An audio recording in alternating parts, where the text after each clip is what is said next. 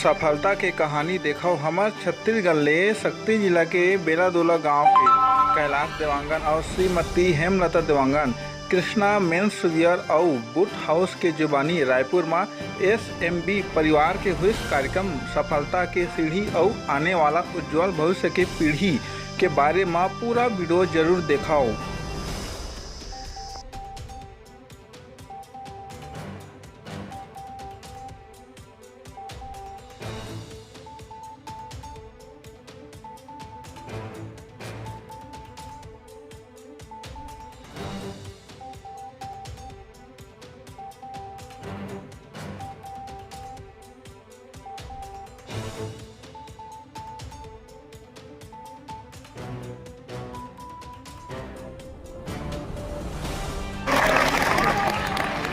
इनकी हकदार है मैम,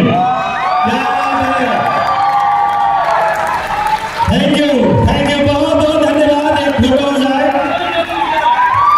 क्या बात है, थैंक यू बहुत बहुत धन्यवाद सर आपका, थैंक यू।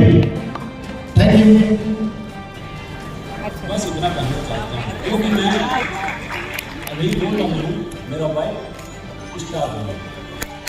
क्या बात, बहुत बहुत धन्यवाद सर आपका, अभिनंदन है, आप स्वागत है।